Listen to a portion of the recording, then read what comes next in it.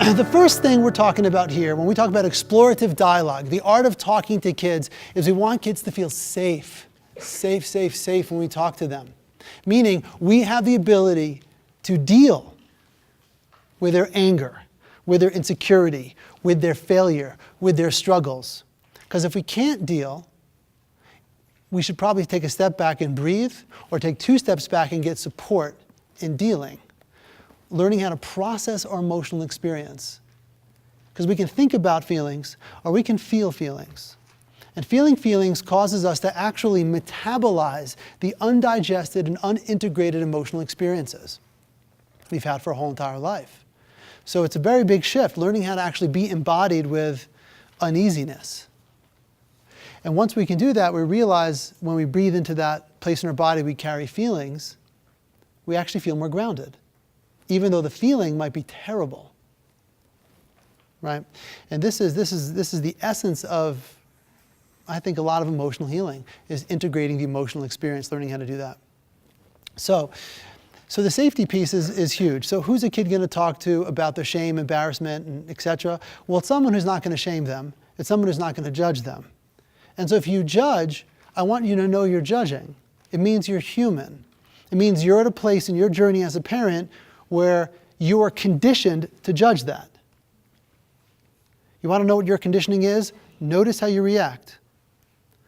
Right? I get emotional and cry. Are you conditioned to judge me or want to be close to me? Are you conditioned to want to run out of the room or to know more? It's no good or bad. It's just noticing, how are you conditioned? We're going to move into talking about explorative dialogue, and one of the big things is, when you talk with your kids, how many of you feel, when you're talking to them, how many feel when you talk to your kids you have an attachment to an outcome? You want them at the end of this conversation, they will then do this. Okay, right. Pretty normal. At the end of this, you will do your homework on Friday after school instead of Sunday at 8 p.m., right? Whatever it is.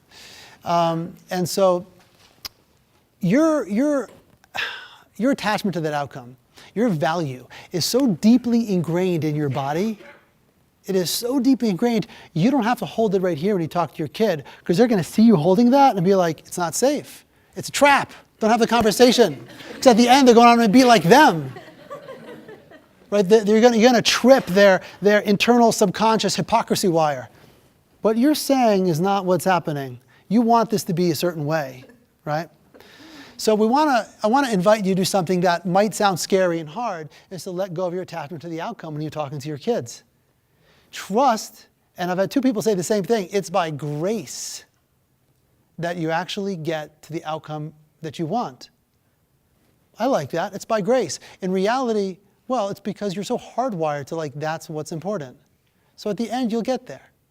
And now if you have your outcome is sitting in front of you, they're going to feel that there's some energy you have that isn't really fully curious about who they are. You're not exploring with them what's happening. And so the big piece here is curiosity. Curiosity isn't, don't you think it would have been a good idea to not hang out with that person? That's not really curiosity, right? I'm curious, what do you like about them? What's it like hanging out with them? You ever feel uncomfortable when you're with them? No? That's great. You ever feel comfortable with any of your friends? Oh, you do with them? Why is that? I'm going on a tangent. Here I go. I don't know where I'm going.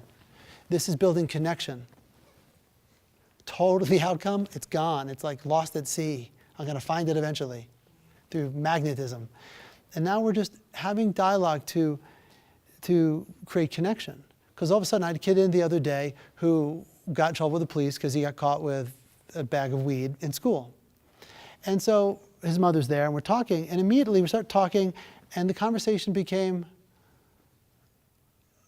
about his relationship with his mother and about his fears with his friends. And in the end, we got back to the choices he made and why he made those choices and why didn't he make different choices. Incredible, beautiful. But if I'd have stayed on this topic, we wouldn't have had the connection. He wouldn't have had this beautiful moment with his mother.